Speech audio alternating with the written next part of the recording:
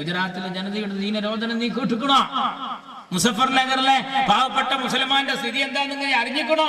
ഇതൊക്കെ കേൾക്കുമ്പോൾ നമ്മളിങ്ങനെ വിചാരിക്കും ഇവൻ അവിടുത്തെ ഒക്കെ കാര്യങ്ങൾ നോക്കുന്നത് വരാനാണ്.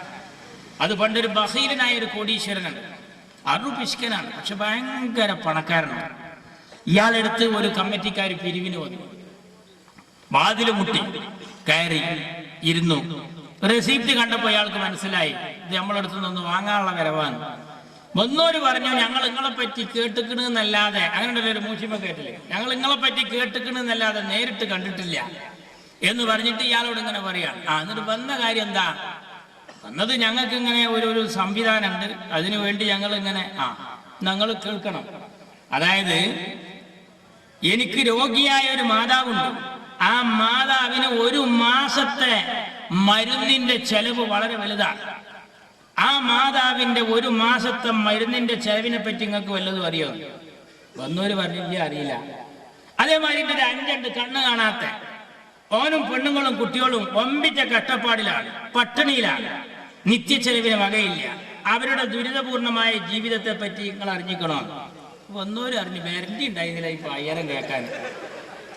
അപ്പൊ പിന്നെ പറഞ്ഞു, പിന്നെ എൻ്റെ ഒരു അളിയന്റെ മരണശേഷം പെങ്ങളും ഓളെ കുട്ടികളും നഴ്സറിക്ക് ഫീസ് അടക്കാൻ കഴിയാതെ, അതേപോലെ തന്നെ വാഹനത്തിന് ഫീസ് കൊടുക്കാൻ കഴിയാതെ, ഉടുതുണിക്ക് മറുതുണിയില്ലാതെ കഷ്ടപ്പെട്ട് കഴിയാണ്. അവരുടെ പ്രയാസത്തെ പറ്റി നിങ്ങൾ അറിഞ്ഞിരിക്കുന്നോ? ഒന്നോരും അറിഞ്ഞില്ല. അത് ഞങ്ങൾ അറിഞ്ഞിട്ടില്ല. നിങ്ങൾ അറിയണം. ആ രോഗിയായ അമ്മാക്കും അതുപോലെ തന്നെ ആ കണ്ണ് കാണാത്ത അഞ്ചനും ഓന്റെ പെണ്ണുങ്ങൾക്കും കുട്ടികൾക്കും, അതുപോലെ ഈ അലിയ മരിച്ച ശേഷം കഷ്ടപ്പെട്ട് കഴിയുന്ന ഈ പെങ്ങൾക്കും കുട്ടികൾക്കും ഇതുവരെ ആയിട്ട് ഒരു ഉറുപ്പ്യം കൊടുക്കാത്ത ഞാൻ നിങ്ങൾക്കായിട്ട് എങ്ങനെ പൈസ തരികയാണ്? അപ്പൊ പറച്ചിലേട്ടപ്പോ തോന്നി ഓല ഫുള്ള് ചെലവ് വഹിക്കുന്നതാണ്. അതുകൊണ്ട് അപ്പൊ നമ്മളിങ്ങനെ വിചാരിച്ചു പോകുമ്പോൾ അങ്ങനെയാണ് ഇവരൊക്കെ അവതരണം. എങ്ങനെ മുസഫർ നഗറിലെ സ്ഥിതി കണ്ടില്ലയോ? ഉത്തരേന്ത്യയിലെ അവസ്ഥ കണ്ടില്ലയോ? അതുപോലെ തന്നെ നിങ്ങൾ ഗുജറാത്തിന്റെ ദീനരോധനം കേട്ടില്ലയോ? എന്നിട്ട് ഇവര് മത്സരിക്കുന്നത് എവിടെ? കുഞ്ഞാപ്പ മത്സരിക്കുന്ന വേങ്ങരയില് സ്ഥാനാർത്ഥി, ഷാജി മത്സരിക്കുന്ന അഴീക്കോട്ട് സ്ഥാനാർത്ഥി. നിങ്ങൾ ആലോചിക്കണം. എന്നാൽ സുരേന്ദ്രൻ മത്സരിക്കുന്ന കാസർകോട്ടോ ലീഗും സുരേന്ദ്രനും കൂടി മത്സരിക്കാൻ, CK പത്മനാഭനും ലീഗും മത്സരിക്കാൻ. നമ്മളെ എതിർക്കുമ്പോൾ നമ്മളെ സഹായിക്കേണ്ടതിന് പകരം ഇവര് ഫാസിസത്തിന്റെ ആളുകൾക്ക് വളം നൽകുന്ന രൂപത്തിൽ മുസ്ലിം ലീഗ് എവിടെ മത്സരിക്കുന്ന അവിടെ നിൽക്കുക, ലീഗിന്റെ പഞ്ചായത്ത് മെമ്പർ ജയിക്കുന്ന ഉറപ്പുള്ളടത്ത് പോയി നിൽക്കുക. എങ്ങനെയാണോ 10 നമ്മൾ എളിമാന്റി മുത്തമ്മാന്റി വോട്ടാളെ പോവുക. അങ്ങനെ എന്തുണ്ട് കിട്ടി ആർക്കാ വെച്ചോ? മാർക്സിസ്റ്റ് പാർട്ടിക്ക് രക്ഷയാണ്. അതുകൊണ്ട് മാർക്സിസ്റ്റ് പാർട്ടി പണ്ട് മഴദിനെ പറ്റി പറഞ്ഞു, ഉസറ അയാളെ എത്താം.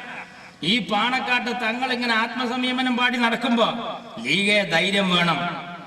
ജമാഅത്തെ ഇസ്ലാമിയുടെ മാധ്യമം വന്ന് എഴുതിയത് ഞാൻ ഇന്ന് ഓർക്കുകയാണ്. ശിഹാബ് തങ്ങൾ, എന്റെ മുത്ത് ശിഹാബ് തങ്ങൾ ഒരു ചിത്രം ഇങ്ങനെ കൊടുത്തിട്ട് മാധ്യമത്തിന്റെ ഒരു എഡിറ്റോറിയൽ, ഒരു വലിയ ലേഖനം എഡിറ്റോറിയലിന്റെ ഇപ്പുറത്ത് എന്താ ഹെഡിങ് എന്നറിയാം? തങ്ങളുടെ ചിത്രത്തിന്റെ താഴെ ആത്മീയത കൈമോശം വന്ന വെറും രാഷ്ട്രീയക്കാരൻ, ഉള്ളുപൊള്ളയൻ. ആത്മീയത കൈമോശം വന്ന വെറും രാഷ്ട്രീയക്കാരൻ. അങ്ങനെ പറഞ്ഞൊരു രാഷ്ട്രീയ പാർട്ടി ഉണ്ടാക്കി. എന്നിട്ടോ പോലും വലിയ വേലറൊക്കെ പിടിച്ചിട്ട് ഇങ്ങനെ നടക്കുന്നുണ്ട്. കാട്ടിക്കൂട്ടിൽ കണ്ടാലോ ഭയങ്കര സംഭവമാണ്. നേരത്തെ പോസ്റ്റർ ഞാൻ പറയാറുണ്ട്, ഈ മൂലക്കുരുവിന്റെ പരസ്യം മാതിരിയാണ്.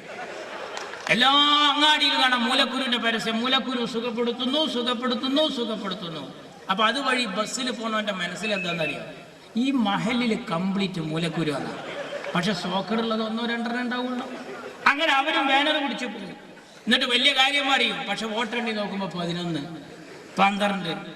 എന്നാലൊരു രസമാണ്. വെറുതെ ഇങ്ങനെ തെരഞ്ഞെടുപ്പ് കമ്മീഷന് എന്നാൽ എന്നോടൊരു ഉദ്യോഗസ്ഥൻ പറയാം, നിങ്ങൾ അവരൊന്നും അത് വല്ലാതെ എതിർക്കരുത്, ഓലെ കൊണ്ടാണ് ഞങ്ങൾ ഈ ചെലവൊക്കെ ഒത്തുപോകുന്നത്. ഇലക്ഷൻ കമ്മീഷന്റെ വെറുതെ കെട്ടിവെച്ച പൈസ പോകല്ലേ, നമ്മളെ പോലെയല്ലല്ലോ. ഇവരിങ്ങനെ പറയും, വെറുതെ ജാഥയിൽ പങ്കെടുക്കുക, എന്നിട്ട് വലിയ ബാനർ പിടിച്ചിട്ട് ആ മഹലിലുള്ളവർ, ഈ മഹലിലുള്ളവർ, അപ്പുറത്തെ ജില്ലയിലുള്ളവരൊക്കെ പാടെ വന്നിട്ട് വലിയൊരു ആൾക്കൂട്ടായിട്ട് കാണുക. എന്നിട്ട് ഇങ്ങനെ ഉപതെരഞ്ഞെടുപ്പൊക്കെ നടക്കണോടത്ത് വന്നിട്ട് കാടളക്കുക. എണ്ണുമ്പോഴോ 12, 21. അതേതുപോലെ എന്താ പറയുക, ഇപ്പൊ നമ്മൾ ഈ കുറ്റിപ്പുറത്ത് നിക്ഷേപ തട്ടിപ്പിൽ 100 മൗലവിയുടെ നിക്ഷേപ തട്ടിപ്പിൽ കുടുങ്ങിയവരൊക്കെ പാടുന്ന ആൾ കുറ്റിപ്പുറം പോലീസ് സ്റ്റേഷനിലേക്ക് ഒരു മാർച്ച് നടത്തി. ആ മാർച്ചിൽ എൻ്റെ നാട്ടിൽ വയന്ന് നടക്കുന്ന ഒരു കോമു ആയ കാലത്ത് ഓൻ ഇതുവരെ ഉമ്മാന്റെ കോന്തലം വന്ന് ഇങ്ങോട്ട് മളുക്കുക എന്നല്ലാതെ ആ തള്ളക്ക് 1 ഉറുപ്പ്യ കൊണ്ട് കൊടുത്തിട്ടില്ല. 3 4 തവണ ഗൾഫിൽ പോയിട്ട് അളിയന്മാർക്ക് മുഴുവൻ പണിയാക്കിയതാണ്. ഒരു പണിക്കും പോകില്ല. കൊല്ലം കൊല്ലവൻ്റെ പെണ്ണുങ്ങൾ പൊറുന്നല്ലാതെ വേറൊരു ഉപകാരം ഓനെ കൊണ്ടില്ല. അമ്മായിരത്തൊരു മനുഷ്യൻ ഓൻ ഈ ജാഥയില് ജാഥൊക്കെ കഴിഞ്ഞിട്ട് മാരിഭാവുമ്പോൾ അങ്ങനെ ഉപ്പും പഞ്ചപ്പം അങ്ങനെ ഇരുന്ന് വീഡിയോ കളിക്കുകയാണ്. ഞങ്ങൾ എന്നിട്ട് ചോദിച്ചു, അനക്കെന്തായാലും പണി? ഇതിപ്പോ ഈ കോടികളൊക്കെ ഇട്ട ആൾക്കാർ ആ ജാഥ നടത്തുമ്പോൾ ഒരു പണിക്കും പോകാത്ത അനക്കെന്തായാലും പണിയുണ്ട്. അവൻ പറഞ്ഞു, മുണ്ടാന്താ ചങ്ങായി, ഇന്റെ ഭാര്യ വീട്ടുകാർക്കും പേരക്കാർക്കൊക്കെ ഒരു തോന്നലുണ്ട് എൻ്റെ അടുത്തൊരു നയാ പൈസ ഇല്ലാന്ന്. ഈ ജാഥയെ പോകുമ്പോഴെങ്കിലും തോന്നിക്കോട്ടുള്ളത് അതിൽ കൊണ്ടിട്ടിട്ട് കുടുങ്ങിയതാണ്, ഇത് കിട്ടുമ്പോൾ കിട്ടും, നിനക്കൊരു പ്രതീക്ഷയല്ലേ, പേരക്കാർക്കൊരു നല്ല തോന്നലല്ലേ, പാവട്ട ഇതിൽ കൊണ്ടിട്ടിട്ട് കുടുങ്ങിയതാണ് എന്ന പോലെ. ഇത് പൊട്ടിയിറക്കുമ്പോൾ ഒന്നും ഉണ്ടാവില്ല എന്ന പോലെയാണ് ഇവരുടെ വർത്താനം കേട്ടാൽ ഭയങ്കര. പക്ഷെ പൊട്ടിക്കുമ്പോൾ 11 21 അധികം ഒന്നും ഉണ്ടാവില്ല.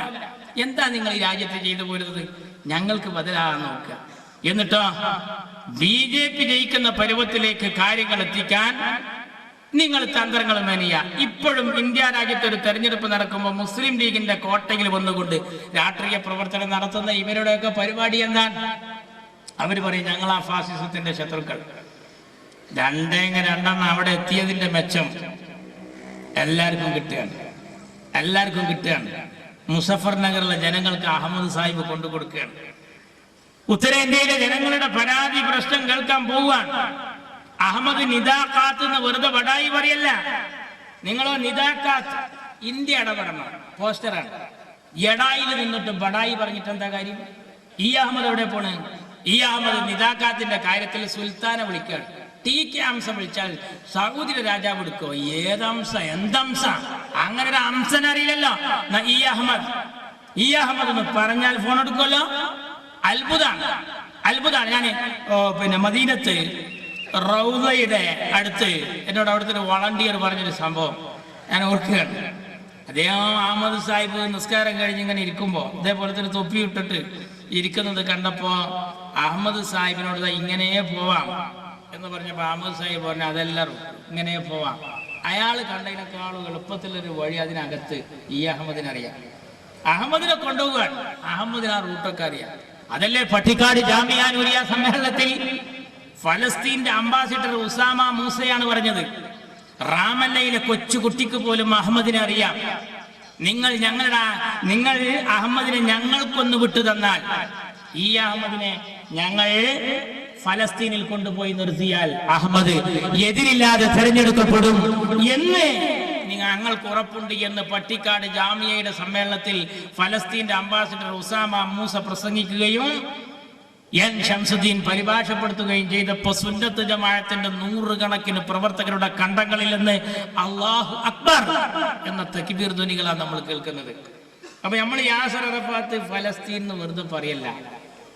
യാസർ അറഫാത്തിനെ പോയി കാണുന്നു, കൈ പിടിച്ച് ഒപ്പിരിക്കണ്. വെടിയക്ഷയുടെ കാതൊച്ച നിലക്കാത്ത, വെടിമരുന്നിന്റെ ഗന്ധം വിട്ടുമാറിയിട്ടില്ലാത്ത ഫലസ്തീന്റെ മണ്ണിൽ ലോക മുസൽമാന്റെ ആദ്യത്തെ ഖിബ്ലയായ പള്ളിയിൽ മൂപ്പരൊപ്പം ഇങ്ങനെ ഇരിക്കുകയാണ്. നിങ്ങളെ വിഷയം എന്താന്ന് ചോദിക്കുക.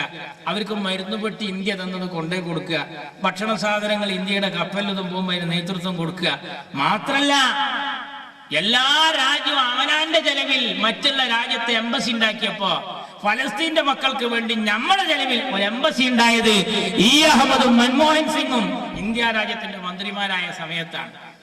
ഇവിടെ കുറെ ആളുകൾ വെറുതെ നമ്മളൊരു പാലം ഉണ്ടാക്കുമ്പോൾ അവിടെ വരും നോട്ടീസ് ഒട്ടിക്കും, പാലം പണി വേഗത്തിലാക്കുക.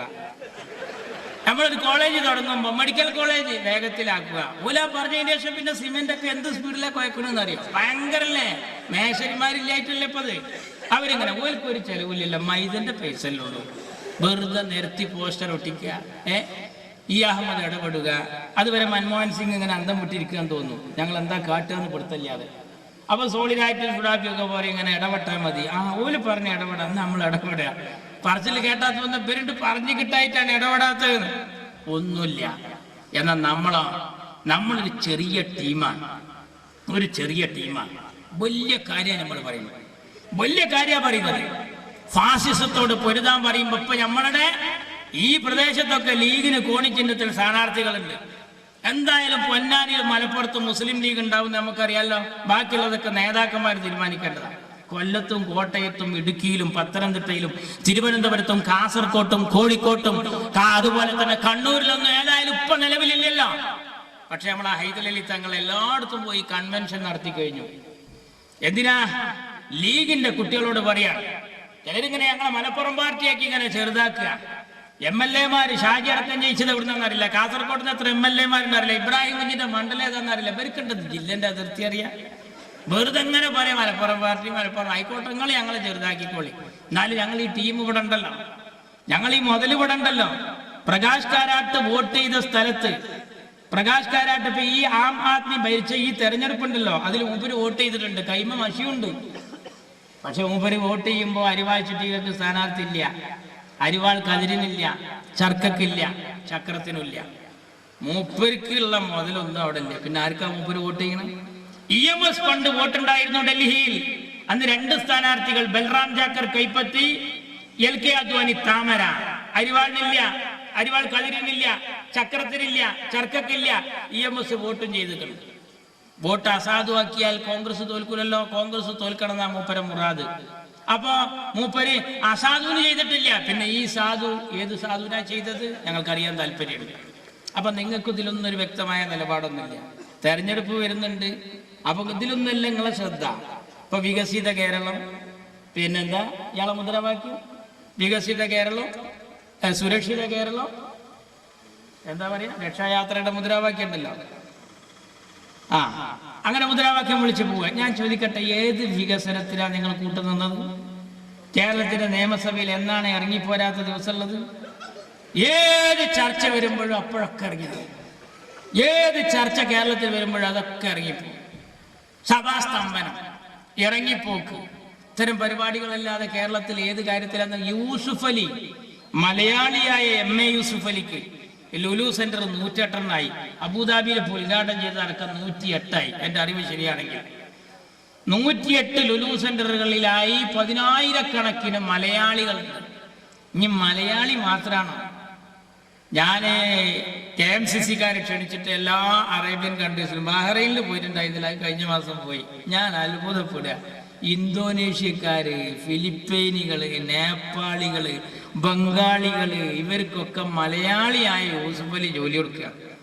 ആ യൂസുഫ് അലി മലയാള നാട്ടിൽ ഇതൊന്ന് തുടങ്ങാൻ വേണ്ടിയിട്ട് നിന്നപ്പോത്തിന് ബഹളുണ്ടായല്ലോ. ആരാതുണ്ടാക്കിയത്? എറണാകുളം ജില്ലാ CPM കമ്മിറ്റി അല്ലേ? ഞാൻ ചോദിക്കട്ടെ, ഏത് നല്ല കാര്യം? ആ യൂസുഫ് അലിന്റെ ഫണ്ട് വേണം, എല്ലാം വേണം. അമൂലിന്റെ MD മരിച്ചപ്പോഴാണ് നമ്മൾ മനസ്സിലാക്കിയത് മൂപ്പര് നാട് മലയാളിയാണ്, മൂപ്പര് കോഴിക്കോട്ടുകാരനാണ്. അറിയോ? എല്ലാ വ്യവസായികളും അവിടെ, നമ്മളെ നാട്ടിൽ നിന്ന് ഗൾഫിൽ നിന്ന് പോയ പല ആളുകൾ ഞാൻ അവിടെ പോയി അത്ഭുതപ്പെട്ടിട്ടുണ്ട്. അറബികൾ ചായ കുടിക്കാൻ വരുന്നത് നാദാപുരത്തേനി, കോഴിക്കോട്ടേനി, നമ്മളെ നാട്ടുകാരൊക്കെ റെസ്റ്റോറൻറ്റിൽ കാണുന്നുണ്ട്. അവർക്ക് താമസിക്കാനുള്ള ഫ്ലാറ്റുകൾ വരെ ഉണ്ടാക്കിയത്. എല്ലാവരും തന്നെ പറയുന്നത് അത്രത്തോളം ഒരു നാടിനെ അവർ തീറ്റിപ്പോറ്റുന്നു, ഈ സംവിധാനങ്ങളുടെ കൂടെ നിൽക്കുന്നു. എന്നാൽ രാജ്യത്ത് ഒരു ഭരണമാറ്റോ സംവിധാനമോ വന്നാൽ, നരേന്ദ്രമോദി ഇന്നലെ സംസാരിക്കുമ്പോൾ നമ്മൾ ആ വർത്തമാനത്തിൽ തന്നെ മനസ്സിലാകുന്നുണ്ടല്ലോ, അയാളെ നിയന്ത്രിക്കുന്നത് ആരാന്നറിയാം? അമേരിക്കയുടെ പരസ്യ കമ്പനിയാണ്. അയാളെ ഏത് പേരിട്ട് വിളിക്കണം? അമേരിക്ക ചർച്ച ചെയ്തിട്ടാണ് നമോ എന്ന് പേരിട്ട്. നരേന്ദ്ര എന്നതിലെ നായും മോഡി എന്നതിലെ മോയും നമോ.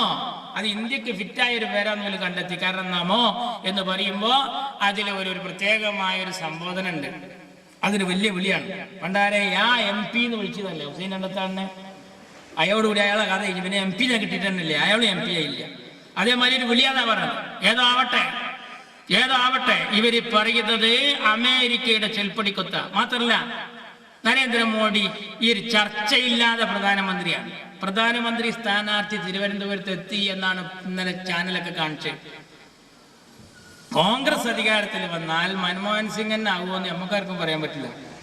ഇനി രാഹുൽ ഗാന്ധിയാണോ ഇതുവരെ തീരുമാനിച്ചിട്ടൊന്നുമില്ല. സോണിയാഗാന്ധി ആകും, ആരും തീരുമാനിച്ചിട്ടില്ല. എന്നാൽ NDA മുന്നണി വന്നാൽ ഇനി ചർച്ചയില്ല. പുതിയാപ്പളിനെ ആദ്യം തന്നെ കണ്ടുകിണത് അത് നരേന്ദ്രമോദിയാണ്. ആ നരേന്ദ്രമോദി തർക്കടില്ലേ വന്നോട്ടെ. എന്നാ നമ്മൾ ചോദിക്കാം, മൂപ്പര് എവിടെങ്കിലും കൊണ്ട് പഞ്ചായത്ത് മെമ്പർ ആയിക്കണോ? ആയിട്ടുണ്ട്. എവിടെ? ഗുജറാത്തിന്റെ മുഖ്യമന്ത്രി. അവിടെ എങ്ങനെയായിരുന്നു സാമ്പിൾ? ഒറ്റമോശ, വംശഹത്യ, തലയോട്ടി കൊണ്ട് പന്ത് കളിച്ചു, മയ്യത്ത് കൊണ്ട് അമ്മാനമാടി. ഞാൻ ഇനിയും ഇങ്ങനൊക്കെ ചെയ്യുമെന്ന് പറയുന്ന ഒരാളെ രാജ്യം ഭരിക്കാൻ വിടണം. അപ്പോഴാണ് എൻ്റെ CPM സുഹൃത്തുക്കളെ ഈ രംഗത്തേക്ക് വരണേ എന്ന് ഞങ്ങൾ പറയുമ്പോൾ ഓലെപ്പോഴും പറഞ്ഞു മൂന്നാം മുന്നണി. ഏത് കാലത്ത് ഈ മൂന്നാം മുന്നണി എന്തൊരു കഥയാണ്. മൂന്നാം മുന്നണിക്ക് പ്രസക്തി ഇല്ല എന്ന് കോഴിക്കോട് നിന്ന് പ്രകാശ് കാരാട്ട് പറഞ്ഞതാണ്. പിന്നെന്ത് മൂന്നാം മുന്നണി? വെറുതെ തെരഞ്ഞെടുപ്പ് ഒരു രസമാണ്. അതാണ് പ്ലീനത്തിൽ നമ്മൾ വിചാരിച്ച് വലിയ കാര്യം ചർച്ച ചെയ്യും. നമ്മൾ ഈ ജാഥയായിട്ടൊക്കെ ഇങ്ങനെ പോവുകയാണ്, ഫാസിസത്തോട് പൊരുതുക. നമ്മൾ ചെറിയ പാർട്ടിയാണ്, പക്ഷെ വലിയ കാര്യമാണ് പറയണം. ഇവരോ വലിയ പാർട്ടിയാണ്. എന്നിട്ട് പ്ലീനത്തിൽ ചർച്ച ചെയ്തത് എന്താ അറിയോ? മണവാട്ടി ഇരിക്കുമ്പോ മണവാളൻ നിൽക്കാൻ പാടില്ല കല്യാണത്തിന്. വലിയ ദുന്യാവ് നേരിടുന്ന വലിയൊരു പ്രശ്നം. ഇപ്പൊ പുതിയാപ്പിള നിൽക്കുന്നത് പുതിയണ്ണി ഇരിക്കുന്നതാണ്. അവിടെ ഇരിക്കുന്നത് നിങ്ങൾ വിഷയാക്കിക്കോളി. പുതിയാപ്പിളയും പുതിയണ്ണും അല്ല.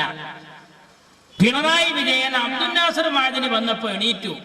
വയസ്സിന് മൂത്ത പോളിറ്റ് ബ്യൂറോ അംഗമായ പ്രതിപക്ഷ നേതാവായ തന്തപ്പൊടി വന്നപ്പോ എണീറ്റില്ല. അതാണ് ചർച്ച ചെയ്യേണ്ടത്. എന്നാ നിങ്ങളിത് ചർച്ച ചെയ്യണം. അല്ല, നിങ്ങളെ പരിപാടി അപ്പം എന്താ? ഇതിലൊന്നുമില്ല. പിന്നെ പറഞ്ഞ ഉറൂസിൽ പങ്കെടുക്കരുത്, ദിക്ർ ഹൽക്കകളിൽ പങ്കെടുക്കരുത്, പാർട്ടി പ്രവർത്തകരാരും മതപരമായ ചിഹ്നം ഉപയോഗിക്കരുത്. പഠിച്ചോനെ, കൊടി സുനിയും അണ്ണൻ സുജിത്തും കിർമാണി മനോജും കുഞ്ഞനന്ദനൊക്കെ പോകുമ്പോൾ മാഷാ അല്ലാ എന്നുള്ള സ്റ്റിക്കർ ഒട്ടിച്ചിട്ടല്ലേ പോയത്. എന്ത് മതപരമായ ചിഹ്നം ഉപയോഗിച്ചതിനെ പറ്റി കോടതിയിൽ നടന്നിട്ട് ഞങ്ങളെന്ത് നടപടി എടുത്തു? പ്ലീനം വെച്ചിട്ട് മതപരമായ ചിഹ്നം ഉപയോഗിക്കരുത് എന്ന് പറയുന്ന പിണറായിയുടെ പാർട്ടി കുഞ്ഞനന്ദൻ കുറച്ചു ദിവസം പോലീസിന് പിടികൊടുക്കാതിരുന്നത് എങ്ങനെയാണെന്നറിയോ? പറഞ്ഞിട്ടിട്ടാണ് മതപരമായ ചിഹ്നം ഉപയോഗിച്ചത്. കുഞ്ഞനന്ദന്റെ പേരിൽ എന്ത് നിലപാടാങ്ങൾ എടുക്കുക? അത്ഭുതപ്പെടുകയാണ്. സലാത്ത് നഗറിൽ അച്യുതാനന്ദൻ വന്നല്ലോ, അയാളെ പേരിൽ ഇവരൊരു നടപടി എടുക്കൂല. മൂപ്പരിങ്ങനെ കാലാകാലം ഞാൻ ഇപ്പൊ പാർട്ടിയിൽ നിന്ന് വിടുന്നറിയും. ഇവരെ പക്കത്ത് ഇങ്ങനെ നിൽക്കും. അതിലെടുക്കും മൂപ്പര് ബുദ്ധി തന്നെ കണ്ട പണ്ടേതാ പാത്തുമ്പ് കിണറ്റി ചാടാൻ പോയായിരുന്നു. പാത്തുമ്പ് ഞാൻ പോവുകയാണ്, ഇന്നാരും കുടിച്ചാൽ കിട്ടൂലാറുണ്ട്. ഒറ്റപ്പോക്കാണ്. നീർക്കൊല്ലം കണ്ടപ്പോൾ കണ്ടന്നെ പോകുന്നവരുണ്ട്. എന്ന മാതിരി മൂപ്പര് ഏത് സമയത്തും ഇങ്ങനെ ഒന്നുകൊലോ പാർട്ടി മൂപ്പര് പുറത്താക്കുക, അല്ലെങ്കിൽ മൂപ്പര് രാജ്യക്കുക. അവിടെ ഒരു നബീ സുതാത്തും ബീരാൻകുട്ടിയാക്കും കൂടി ചായക്കച്ചവടം ചെയ്തിരുന്ന സ്ഥലത്ത് ഈ ഭാഗത്ത് നബീ സുതാത്ത ഏത് നേരവും ഗിറ് വർത്താനം. അപ്പോൾ വയകുട്ടിയൊക്കെ വീരാൻകുട്ടിയൊക്കെ പറഞ്ഞത്ര നബീസ് ഒന്നുകിൽ എൻ്റെ ഭ്രാന്ത് മാറുക, അല്ലെങ്കിൽ ഭ്രാന്ത് തുടങ്ങുക, എന്നിട്ട് നാളെ പൂടി ഇറന്നാൽ മതി. എന്നാൽ മതി ഒന്നുക്കലോ ഇയാളെ പുറത്താക്കുക, അല്ലെങ്കിൽ ഇയാൾ സ്വയം രാജിവെച്ച് പോവുക. ഇത് എന്തെങ്കിലും ഒരു പ്രതിസന്ധി ഉണ്ട് വരുമ്പോൾ പറയും ഞാൻ ഇവിടെ പറയാണ്. നമ്മൾ ഈ ഇതിന്റെ പരസ്യം പെയിന്റിലെ അപ്പെക്സിന്റെ പരസ്യം, പാർട്ടിയെ വിട അല്ലേ പൂപ്പലയെ വിടാന്ന് പറഞ്ഞാൽ പാർട്ടിയെ വിട പൂപ്പലയെ വിട എന്നേക്കും വിടാറ്. ഇയാൾങ്ങനെ നിൽക്കും, ഒരു വെളിയില്ല. ഇയാളതാ നിലപാട് ഇങ്ങനെ നിരന്തരം മാറ്റിയാണ് അല്ലേ? കേരളം കാണാണ്. ഇവരുടെയൊക്കെ ചെയ്തി എന്താ? മതപരമായ ചിഹ്നം ഉപയോഗിക്കാൻ പാടില്ല. സലാത്ത് നഗറിൽ പങ്കെടുത്ത അച്യുതാനന്ദന്റെ പേരിൽ എന്താ നിങ്ങളെ നിലപാട്? 13-ാം പാർട്ടി കോൺഗ്രസ് ജയിക്കാൻ 13 വെടിപൊട്ടിച്ച കാട്ടായിക്കോടം ശ്രീധരൻ എന്താ ക്ഷേത്ര കമ്മിറ്റിയിൽ അദ്ദേഹം ചെയ്ത നിലപാടിനോട് പാർട്ടിയുടെ നിലപാടെന്താ? മതപരമായ ചിഹ്നം ഉപയോഗിക്കരുത്. ഞാൻ ചോദിക്കുന്നു, എന്താ ഇതിന്റെ അർത്ഥം? മാർക്സിസ്റ്റ് പാർട്ടിക്ക് ഇപ്പൊ ആകെ വിഭ്രാന്തിയാണ്. പിണറായി വിജയനൊക്കെ നിങ്ങൾ നോക്കിക്കോളി. 1.5 കൊല്ലത്തിനുള്ളിൽ അയാൾ പറയുന്ന വർത്താനത്തിന് യാതൊരു പിടുത്തും നമുക്ക് കിട്ടൂല. ഇപ്പൊ തന്നെ ചാനലിൽ ഇന്നുള്ള ഒരു വിഷയത്തിന്റെ പേരിൽ അയാൾ സംസാരിച്ചപ്പോൾ തെറ്റിപ്പോയി.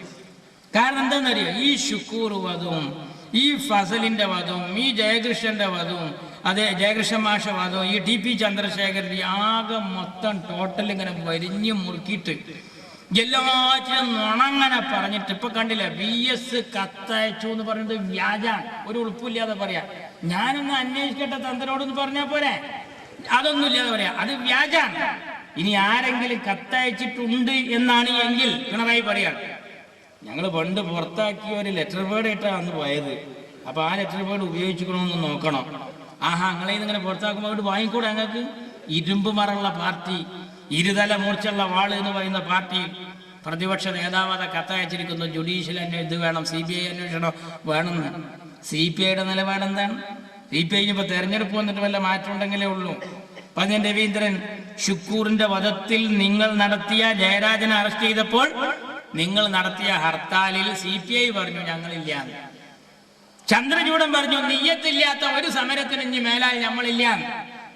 ഏത് കാര്യത്തിലാണ് നിങ്ങളുടെ കൂടെ ആളുകളുള്ളത്? ഇല്ല എന്ന് മാത്രമല്ല, TP ചന്ദ്രശേഖരന്റെ വധവുമായി നടന്ന വിഷയത്തിലും ഷുക്കൂറിന്റെ വധത്തിലൊക്കെ വരെ പ്രാർത്ഥന. എന്റെ ഷുക്കൂറിന്റെ വീട്ടിൽ ഞാൻ പോയിരുന്നു. ഒരു 8 വണ്ടിയെങ്കിലും ഷുക്കൂറിന്റെ ഖബറിടം സിയാറത്ത് ചെയ്യാൻ അവിടെ എത്തുന്നുണ്ട്. എൻ്റെ ഒരു ദൃഷ്ടിപ്പെട്ട കാര്യം ഞാൻ പറയുന്നത്. ഷുക്കൂറിന്റെ വീട്ടിൽ കയറി ചെന്ന് ഉമ്മാനോട് ചോദിക്കേണ്ട താമസം ഷൂ എന്ന് പറഞ്ഞു തുടങ്ങിയപ്പോഴേക്ക് കരയാന്നറിയാം. കൂടെയുള്ളവർ പറഞ്ഞാൽ എന്താണെന്നറിയാം, ഇങ്ങനെ മാറാനാണ്. മോനെ എപ്പോ വരും എന്ന് ചോദിച്ചപ്പോ ഉച്ചക്ക് ഊണ് കഴിക്കാൻ എന്ന് പറഞ്ഞ പുന്നാര മോന്റെ ജനാസ കഫൻ തുണിയിൽ പൊതിഞ്ഞു കൊടുന്ന രംഗണ്ടല്ലോ, ഞങ്ങളെ കൽബൊന്ന് എങ്ങനെ മായാനാണ്, കൽബൊന്ന് എങ്ങനെ മായാൻ, കൈ പിന്നിക്ക് കെട്ടിയിട്ടു കൂപ്പിയ കൈകളുമായി അല്ലേ ഗുജറാത്തിലെ ഖുതുബുദ്ദീൻ അൻസാരിയെ കൊണ്ടുവന്ന് ഇവിടെ പ്രദർശിപ്പിച്ചവരോട് ഞങ്ങൾ ചോദിക്കുന്നു, ആ പ്രിയപ്പെട്ട ഷുക്കൂർ വിടരും മുമ്പ് ഞെട്ടറ്റ് വീണ ഞങ്ങളെ പൊന്നോമന മുത്ത് നിങ്ങൾ എന്ത് നിലപാടാണ് ആ കുട്ടിയോട് എടുത്തത്? ആ ആത്തിക്ക ഉമ്മയുടെ പ്രാർത്ഥന ഉണ്ട് നിങ്ങൾക്കെതിരെ. അതാണ് പിണറായി ഇപ്പൊ പിച്ചും കയ്യും പറയാം. എന്താ ചെയ്യണ, എന്താ കാട്ടണ, ഒരു പിടുത്തല്ല. സമരമൊക്കെ പൊട്ട്, തൊട്ടതൊക്കെ പൊട്ട്, എന്തേറ്റേ ഇറങ്ങണ അതൊക്കെ വൈക്കച്ചു മുടങ്ങുക. യാതൊരു ബർക്കത്തുമില്ലാത്ത പോക്കാണ്. ഇങ്ങനല്ലല്ലോ പണ്ടൊക്കെ മാറ്റിട്ട് വാട്ടി ഒരു സമരം ചെയ്ത വിജയം വരെയായിരുന്നു സമരം. ഇപ്പൊ വിജയൻ പറയണ വരണേ സമരം. വിജയം നിർത്താൻ പറഞ്ഞാൽ നിർത്തുക, വിജയം തുടങ്ങാൻ പറഞ്ഞാൽ തുടങ്ങുക. ഈ വിജയം മാത്രമേ ഉള്ളൂ. ഞാൻ ആലോചിക്കുകയാണ്, നിങ്ങൾ എന്താ ഈ 2-3 ദിവസമായിട്ട് കേരളത്തിന്റെ കരയിൽ നടന്നുകൊണ്ടിരിക്കുന്നത്? ഷുക്കൂറിന്റെ ഉമ്മ ആത്തിക്ക ഉമ്മയുടെ ദ്വാൻ അറിയോ? ആ കുട്ടി തന്നെ ആ നാട്ടിലെ പരോപകാരിയാണ്. ആ കുട്ടിയുടെ വിവരം വെച്ചാണ് നെറ്റിലിട്ട് ഒരു പ്രസംഗം കേൾക്കണങ്ങൾ. ആ കുട്ടിയുടെ ഉള്ള വിവരത്തിനാണ് ആ പൊന്നു മോൻ +1 +2കാർക്ക് ട്യൂഷൻ എടുത്ത് കൊടുത്തിട്ട് ആ കുട്ടികളൊക്കെ A+ വാങ്ങിയിട്ട് വിജയഫലം റിസൾട്ട് അറിഞ്ഞ് വരുമ്പോ ഷുക്കൂറില്ല, ഷുക്കൂർ ഹയാത്തിലില്ല. ആ ഷുക്കൂർ ട്യൂഷൻ എടുത്തു കൊടുത്ത് പഠിപ്പിച്ച മക്കൾ ആ നാട്ടിൽ ഇതുപോലെ ഒരു ചടങ്ങിലിരുന്ന് അവാർഡ്, സർട്ടിഫിക്കറ്റ്, ഷീൽഡ് ഏറ്റുവാങ്ങാനിരിക്കുമ്പോ ആ യോഗത്തിൽ സ്വാഗതം പറയേണ്ട ഷുക്കൂർ 6 അടി മണ്ണിലായിരുന്നു. പിറകിലേക്ക് തിരിഞ്ഞു നോക്കുമ്പോൾ ഇതുപോലെ എഴുതി വെച്ചിരിക്കുന്നു ഷുക്കൂർ നഗർ. ഷുക്കൂർ നഗർ കണ്ടോ? അവരെ ജയിപ്പിക്കാൻ വേണ്ടി പഠിപ്പിച്ച ഷുക്കൂർ ആരാന്റെ ഈ കരാള ഹസ്തങ്ങൾക്ക് ഇരയായി കൊണ്ട് വിട പറഞ്ഞു പോയി. അറിയോ? ആ ആത്തിക്ക ഉമ്മാന്റെ ദ്വാണ്ട് KT ജയകൃഷ്ണൻ മാഷ് പുസ്തകത്താളുകളിൽ മയിൽപ്പീലി വെച്ച് കിനാബ് കാണുന്ന കൊച്ചുകുട്ടി, കുരുതിക്കളം എന്തെന്നറിയാത്ത കുരുന്നു മക്കൾ അവരെ മുന്നിലാണ്. ഞാൻ ആ സ്കൂൾ കണ്ടിട്ടുണ്ട്, മൊകേരി LP സ്കൂൾ പാനൂരിൽ. സീതി ഹാജി ആദ്യമായി മുസ്ലിം ലീഗിന്റെ കൊടി നാട്ടിയ സ്ഥലമാണ് അവിടെ. സീതി ഹാജി അവിടെ പ്രസംഗിക്കാൻ വരുമ്പോ പലരും പറഞ്ഞു, ആ ലീഗിന്റെ യോഗല്ലേ നടന്ന തന്നെ, ആരാ കൊടികുത്തിയത് ഓനെ കാണണം. മുസ്ലിം ലീഗിന്റെ പതാക നാട്ടാൻ സമ്മതിച്ചില്ല. മഹാനായ സീതി ഹാജി അവിടെ വന്ന് കാറിറങ്ങിയപ്പോ ആളുമില്ല, ഒരു മനുഷ്യനുമില്ല. സീതി ഹാജി ആ യോഗം സംഘടിപ്പിച്ച ആളെ തെരഞ്ഞു നടന്നപ്പോ ആ പെരക്കാരൻ പറഞ്ഞത്ര ഞാൻ ഇവിടെ ഇല്ലാന്ന് പറഞ്ഞാളി. കാരണം അങ്ങനത്തെ ഒരു സ്ഥലമാണ് പാനൂർ.